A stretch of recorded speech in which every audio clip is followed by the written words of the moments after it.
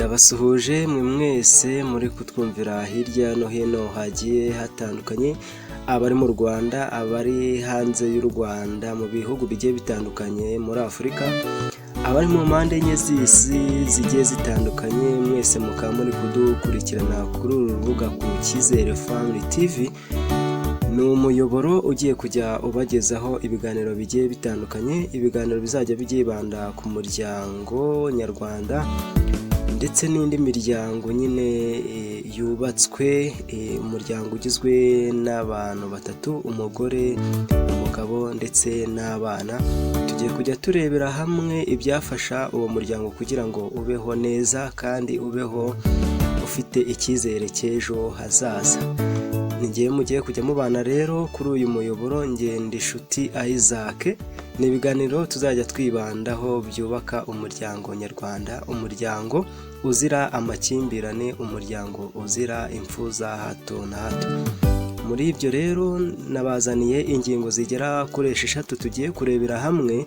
Ese ni iki twakora? Ese birashoboka ko umuntu yagira umuryango mwiza?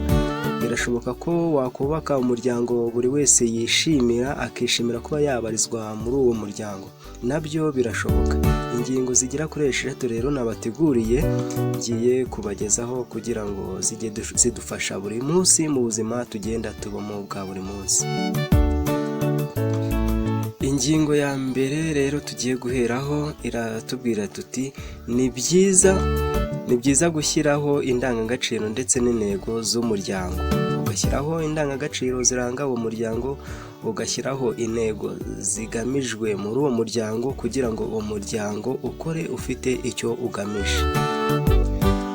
Izo ndangagaciro rero iyo zashyizweho zimenyeshwa umuryango wose kugira ngo buri wese amenye ngo se umuryango urangwa n'izihe ndangagaciro, ugendera ku yahe mategeko.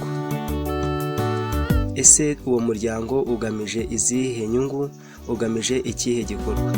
Ubwo rero bisaba ngo habe hariho indangagaciro, hariho n'intego umuryango uri gukoreraho. Iyo ni ingingo ya mbere twari turebeye hamwe. Tugiye kugaruka no ku ngingo ya kabiri. Ingingo ya kabiri iratubwira ngo nimuganire nk'umuryango, murebe ibyiza mwagezeho cyangwa se murebe n'ibibi byaba byaritambitse mu buzima bwanyu.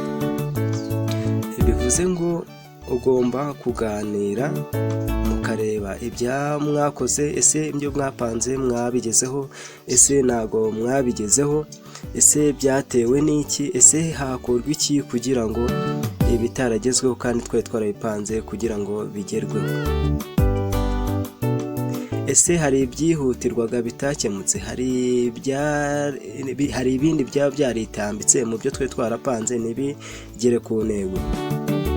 Bizatuma rero ibyo ngibyo ni mu biganiraho, bizatuma umuryango abakiri batoya bazajya bamenya ngo uko byagenda kose twapanze iki ngiki, ariko nubwo tutakigezeho hari impamvu runaka zabiteye. Iyo mpamvu niyo tugomba kurebaho rero tukayikura mu nzira, tukamenya aho twaguye.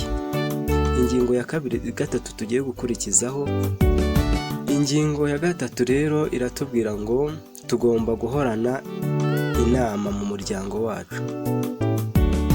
Tugomba guhorana inama mu muryango wacu, tugakora nk'inama buri cyumweru tugakora inama, tukamenya ngo ese ni iki kijya mbere, ni iki kitajya mbere, ese biri gupfira hehe, ese imigambi yose twapanze muri iki cyumweru yagezweho cyangwa ntiyagezweho, ese ni abana bayibangamiye, ese ni umugabo wayibangamiye, ni umugore wayibangamiye. Mugomba rero kugira inama mu muryango wanyu kugira ngo buri cyumweru byibuze mujye muhura, murebe ibyo mwari mwasabye imiryango yanyu kugira ngo mubikore kandi bigerweho, murebe ko byagezweho.